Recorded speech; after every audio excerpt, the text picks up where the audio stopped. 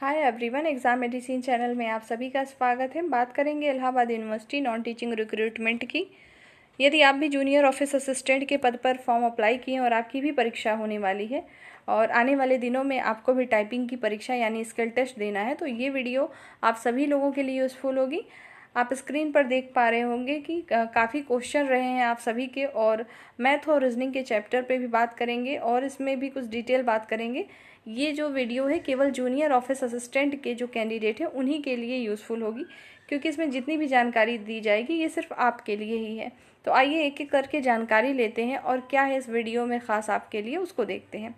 सबसे पहले बात करें, आप लोगों ने देखा होगा कि आपके जो सिलेबस है उसमें मैथ और रीजनिंग को भी रखा गया है, और मैथ और रीजनिंग के चैप्टर को नहीं बताया गया है, केवल उसमें इंक्लूड कर दिया गया है कि सिंपल अर्थमेटिक कैलकुलेशन और रीजनिंग रखा गया है।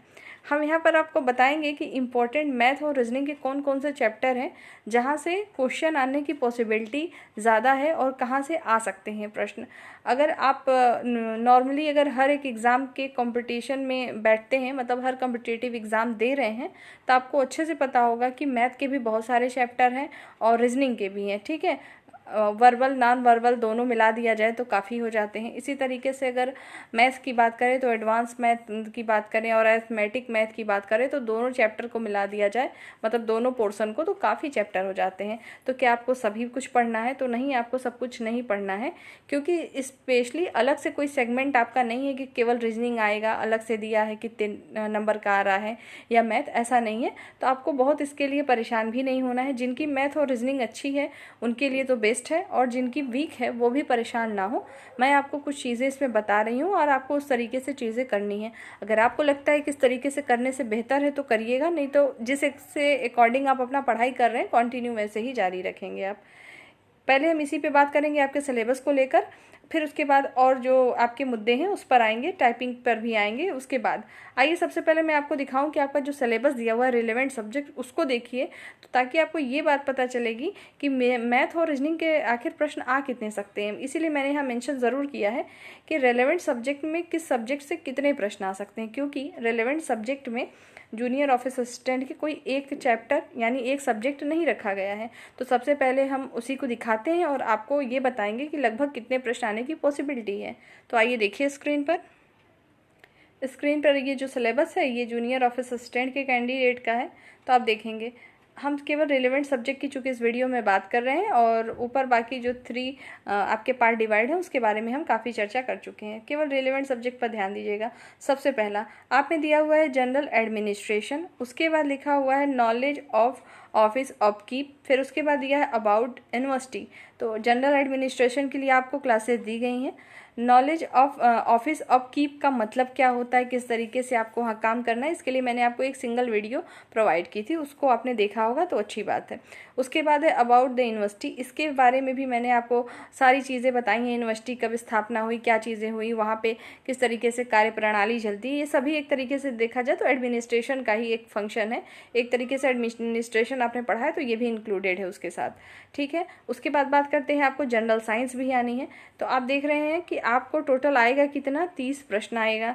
30 प्रश्न में सब्जेक्ट कितने रखे गए हैं आपको, तो देख सकते हैं जनरल एडमिनिस्ट्रेशन एक चैप्टर है, उसके बाद है नॉलेज ऑफ ऑफिस अपकीप, ये दूसरा एक तरीके से आपका सब्जेक्ट रखा गया। उसके बाद अबाउट यूनिवर्सिटी रख दिया है इन्होंने, तो इसको हम अलग से नहीं काउंट करेंगे क्योंकि आपके जनरल एडमिनिस्ट्रेशन में ही काउंट हो जा रहा है। ठीक है, उसके बाद बात करेंगे जनरल साइंस आपका 3rd दिया हुआ है। उसके बाद सिंपल अर्थमेटिक कैलकुलेशन 4th है। फिर रीजनिंग की बात करें तो रीजनिंग जो है 5th है। अगर कुल मिला के हम 5 सब्जेक्ट की बात करें कि इंक्लूड है, तो लगभग एक रेशियो लेके चलें तो मान लो 6 प्रश्न लगभग बन रहे हैं, लेकिन ऐसा लिखा नहीं है कि 6 प्रश्न आएंगे। मैं आपको बता रही हूँ कि आपको जो है मैथ और रीजनिंग के दोनों के मिला के मैक्सिमम अगर क्वेश्चन आए तो मान लीजिए कि 10-11 क्वेश्चन आ सकते हैं। ठीक है, 10 या 11 क्वेश्चन आएंगे, इसी में आपका सब आना है।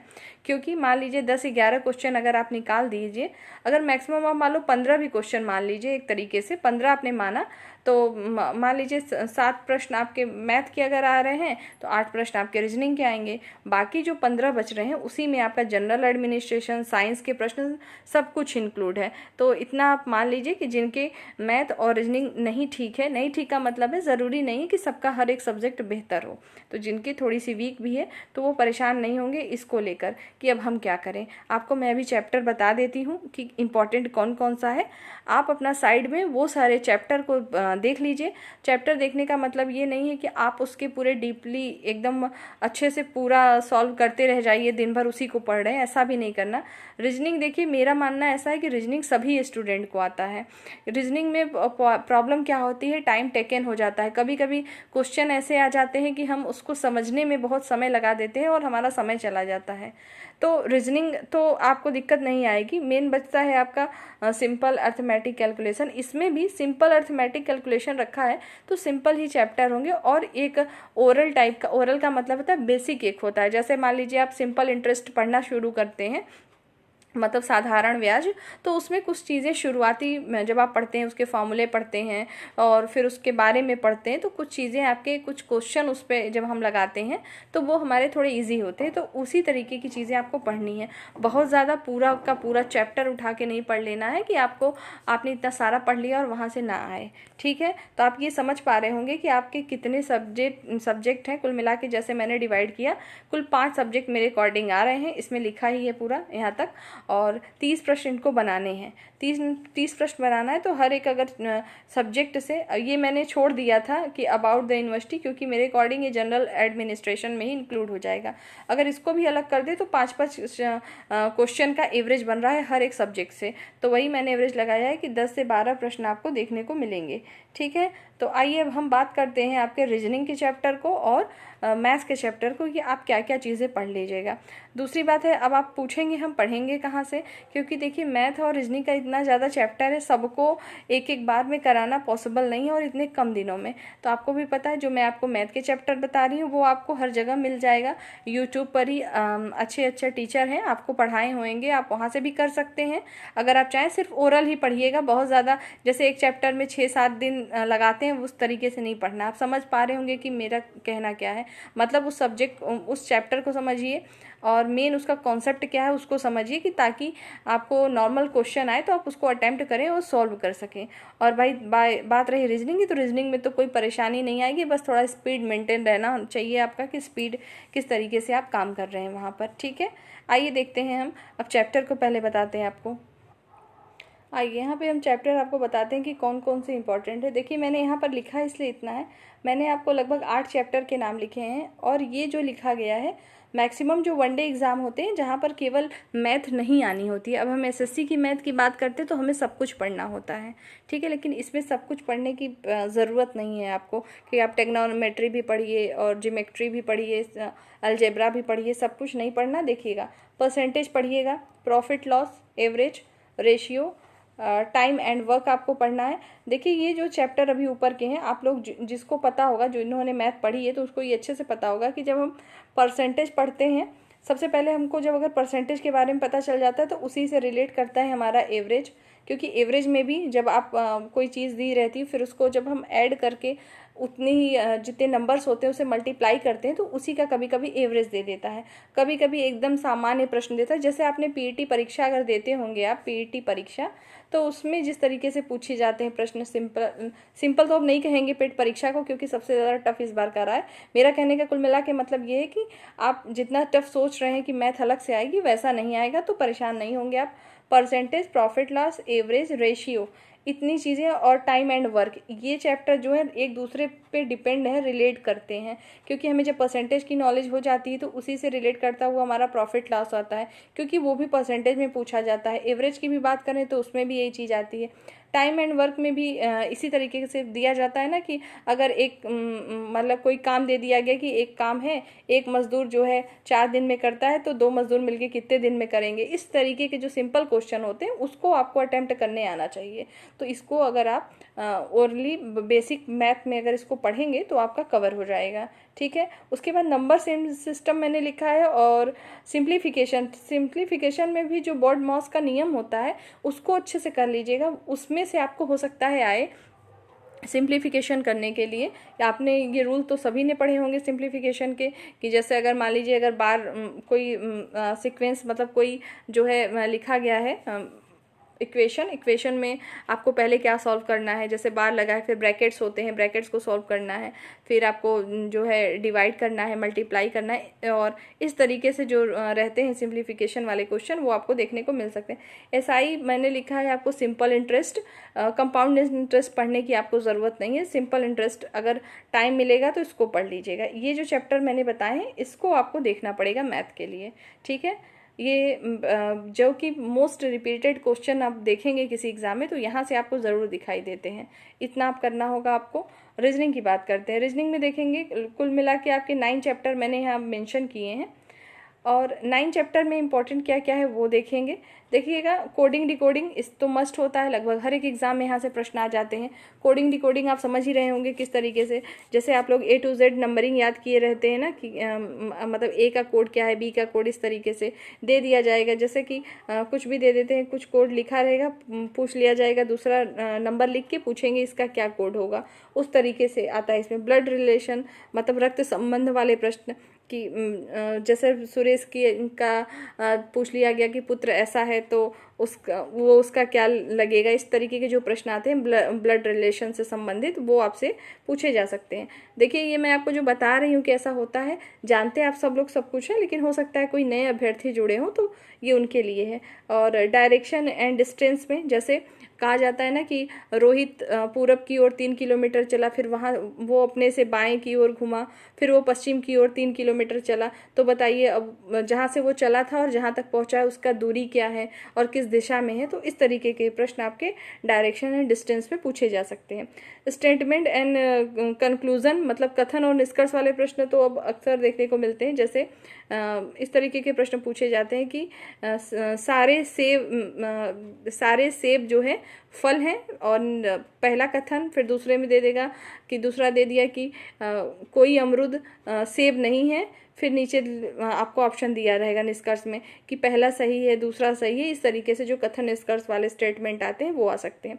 मिसिंग नंबर में देखिए आपको कोई इस तरीके से इमेज बना के भी दे सकता है। जैसे यहाँ 2 लिखा, यहाँ पे क्वेश्चन मार्क है, यहाँ 4 है, फिर यहाँ पे 6 है, फिर यहाँ 8 है। इस तरीके से रेक्टेंगल बना के, सर्कल बना के और ट्रायंगल बना के कोई सीरीज गायब कर देते हैं ना, वो आ सकती है। या तो मिसिंग नंबर में आपको सीरीज भी दिया जा सकता है, जैसे 2, 8 इस तरीके से चला जा रहा है, फिर यहाँ पे क्वेश्चन मार्क रहेगा, आगे 16 हो गया, पूछा जाएगा यहाँ पे क्या फेल रहेगा।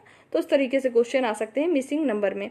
रैंकिंग में क्या आएगा, रैंकिंग का मतलब होता है, रैंकिंग में कई तरीके के प्रश्न आएंगे आपको। बैठक व्यवस्था से आ गई तो गोल मेज है, उसकी तरफ मुंह करके कुछ लोग बैठे हैं, 3 लोग 4 लोग, इस तरीके से देगा। रमेश सुरेश के बगल में बैठा है, सुरेश राकेश के बगल में बैठा है, तो इस तरीके के जो प्रश्न आते हैं इसमें आएंगे। या तो एक रैंकिंग व्यवस्था में इस तरीके से भी प्रश्न पूछ जाते हैं कि कॉलम और रो के थ्रू में, मतलब ये कोई पंक्ति और स्तंभ है, मतलब कॉलम और रो में कि फर्स्ट बेंच पर कोई लड़की बैठी है, वो सेकेंड नंबर पर है, तो आखिरी में सीता बैठी है, बताइए वो किसके बगल में। तो जो इस तरीके से क्वेश्चन आते हैं वो रैंकिंग में आपके आएंगे। वेन डायग्राम से जो है आपको प्रश्न देखने को मिल सकते हैं। वेन डायग्राम में किस प्रकार के प्रश्न पूछे जाते हैं, जैसे आपको इस तरीके से दिया रहेगा कि मान लीजिए हम कथन ऐसे बना हुआ है, मान लीजिए ये जिला है, ठीक है, जिला दिया हुआ है, फिर इसके ऊपर हमने बना दिया है जिले के ऊपर बना दिया स्टेट के ऊपर बना दिया है मान लो कंट्री। तो ये मतलब इस तरीके से कुछ रहेगा, तो आपको बताना होता है कि कौन सा आरेख सही है। या इस तरीके से बना होता है कुछ स्टेटमेंट और वहाँ लिखा रहेगा कि बताना है क्या सही है। कुछ ऐसे आते हैं कि दिया रहेगा कि कुछ लोग को चाय पसंद है, कुछ लोग को कॉफ़ी पसंद है, बताइए उसमें से कितने लोग हैं जिनको दोनों नहीं पसंद है। इस तरीके के प्रश्न आते हैं। तो ये आपके वेन डायग्राम के थ्रू आते हैं। कुछ तो बने रहेंगे डायग्राम, उसको आपको सॉल्व करना होगा, कुछ तो आपको डायग्राम की मदद लेकर बना के सॉल्व करना होगा। ये मैथ में भी इंक्लूड हो जाता है चैप्टर। क्लॉक एंड कैलेंडर से भी पूछा जा सकता है कोई प्रश्न कि घड़ी की जो सुई 3 बजे मतलब इतने हैं, तो इतने अंश पे अगर मुड़ती है तो कल कितने बजे क्या टाइम होगा, इस टाइप के क्वेश्चन बनेंगे और कैलेंडर में भी पूछा जा सकता है। तो जो मैंने अभी आपको चैप्टर बताई ये आपको ज़्यादा ज़रूर लग रहे होंगे, लेकिन जो लोग परीक्षा देते हैं उनको पता होगा कि मैथ और रीजनिंग के चैप्टर बहुत ज़्यादा होते हैं। ठीक है, कम से कम 20-22 चैप्टर होंगे अगर पूरा इंक्लूड कर दिया जाए तो। लेकिन मैंने उसमें से निकाला है कि आपको क्या आ सकते हैं एग्जाम में, या मोस्ट रिपीटेड क्वेश्चन कहाँ से अक्सर एग्जाम में पूछे जाते हैं, उन्हीं चैप्टर को मैंने आपको बताया है। उम्मीद करते हैं आपको ये चीज़ें समझ में आई होंगी। अगर आपको इससे भी ज़्यादा पढ़ना होगा, अगर आपको खुद से पढ़ना है तो आप पढ़ लीजिएगा, लेकिन मुझे जो सही लगा मैंने आपको बता दिया है, क्योंकि आप सभी लोगों में से कुछ कैंडिडेट हैं जो कि लगातार पूछ रहे थे मैथ और रीजनिंग के विषय में। अब आप लोग खुद ही इसको देख सकते हैं कि इतने सारे चैप्टर हैं, इसको अलग अलग कराना पॉसिबल नहीं है। इतना हो सकता है कि अगर टाइम मिलता है मतलब अभी आपके एग्ज़ाम के बीच में, तो आपको इम्पॉर्टेंट कुछ क्वेश्चन के फॉर्मेट की इस तरीके के क्वेश्चन आ सकते हैं, वो कराए जा सकते हैं। ठीक है, बाकी आपको इसको खुद से ही करना पड़ेगा। और मैंने बता दिया कि इन दोनों का वेटेज कुल मिला के 10 से 12 प्रश्नों का रहेगा आपके पेपर में। उससे कम हो सकता है, उससे ज़्यादा तो नहीं जाएगा, क्योंकि 30 प्रश्न में से उनको बनाना है। ठीक है, और अच्छा तो होता कि यूनिवर्सिटी की तरफ से अलग अलग चैप्टर डिफाइन कर दिया जाता, पर चैप्टर डिफाइन नहीं है, तो इस तरीके से आपको चीज़ें पढ़नी होंगी। ठीक है, आइए अब अगले मुद्दे पर बात करते हैं आपके जूनियर ऑफिस असिस्टेंट के, और क्या प्रॉब्लम आ रही है आप सभी लोगों को।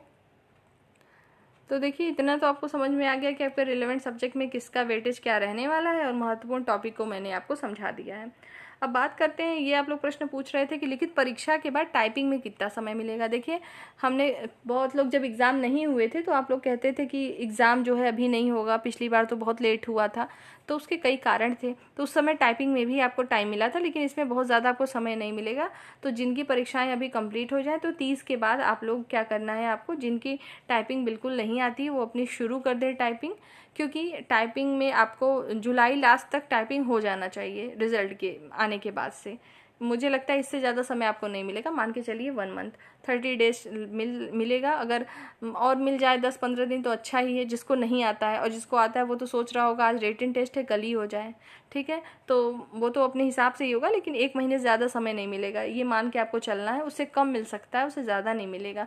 अभी यही आपको माइंडसेट रखना है अपना, और तैयारी कर लेनी है टाइपिंग की। पहले एग्ज़ाम दे दीजिए, एग्ज़ाम देखिए कि किस तरीके से क्या लेवल आ रहा है एग्ज़ाम का। इस बार अगर वो क्वेश्चन पेपर दे दे तो बहुत बेहतर है, क्योंकि पिछली बार क्वेश्चन पेपर नहीं मिला था, इसी वजह से आंसर की भी जारी नहीं हुई थी, डायरेक्ट आपके रिजल्ट ही आए थे। ठीक है, तो इस बार ऐसा ना हो तो बेहतर है। और बात करते हैं इंग्लिश और हिंदी क्या दोनों टाइपिंग करनी है, ये भी आप सब लोग पूछ रहे थे। तो देखिए, आपको इंग्लिश हिंदी दोनों नहीं करनी है, करना कोई एक है, जो आपकी इच्छा हो करिए। इच्छा नहीं, आप फॉर्म भर रहे होंगे तो आपने मेंशन भी किया होगा, वहाँ टाइपिंग का पूछा गया रहा होगा। पिछली बार तो पूछा ही गया था कि क्या भरना है। तो वैसे मैक्सिमम कैंडिडेट प्रीफर करते हैं इंग्लिश टाइपिंग ही। तो इंग्लिश टाइपिंग आपको करनी है 30 वर्ड पर मिनट पे। ठीक है, 30 वर्ड पर मिनट आपकी टाइपिंग स्पीड मांगी जाती है। आप कोशिश करिए कि आपकी कम से कम 35 से 40 को टच करे, ताकि आप अच्छे से टाइपिंग कर पाएँ, और एक्यूरेसी आपकी 90 के ऊपर होनी चाहिए। ठीक है, और पहले आप परीक्षा दीजिए। टाइपिंग से संबंधित किस तरीके से स्पीड है, क्या है, उसके बारे में हम बाद में बात करेंगे। इसमें केवल ये जानकारी आपको देनी थी कि लिखित परीक्षा के बाद मात्र 1 महीना आपको मिल सकता है, उससे कम मिलेगा, ज़्यादा नहीं। और टाइपिंग केवल 1 में करनी है। और इंग्लिश हिंदी में करेंगे तो आप फॉन्ट अगर पूछना चाहें तो हिंदी में फॉन्ट आपके ऊपर है। अगर आप मंगल फॉन्ट इन स्क्रिप्ट पे कर रहे हैं तो उसी पर करिए। अगर कुर्ती देव आपको आती है तो उस पर करिए, कोई इशू नहीं है इसका, क्योंकि हिंदी फॉन्ट के लिए ऐसा फॉर्मेट दिया भी नहीं है, और पिछली बार भी अलाउ था, इस बार भी अलाउ होगा। ठीक है, बाकी टाइपिंग स्पीड कैसे क्या इंक्रीज़ करनी है, नहीं हो पा रही है, इन सब के विषय में हम बाद में बात करेंगे। और इससे संबंधित वीडियो जो है पड़ी भी है, अगर आपको ज़रूरत हो तो आप अभी भी देख सकते हैं, लेकिन इस 2024 के लिए आपको इसके लिए प्रॉपर वीडियो मैं दूंगी। पहले आप रिटन एग्ज़ाम पे फोकस करेंगे। तो उम्मीद कर रहे हैं ये आपकी जो भी क्वेरी रही है इसको लेकर समझ में आया होगा। बाकी आप सभी लोगों को जनरल अवेयरनेस पे ज़्यादा फोकस करना है। ठीक है, आप देख रहे हैं कि जनरल अवेयरनेस तो आपका 40 क्वेश्चन अलग आ रहा है, लेकिन रिलेवेंट सब्जेक्ट में भी तो जनरल अवेयरनेस ही है कुछ।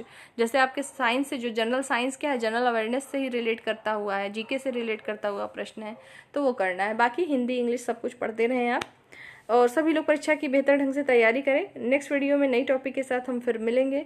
जय हिंद।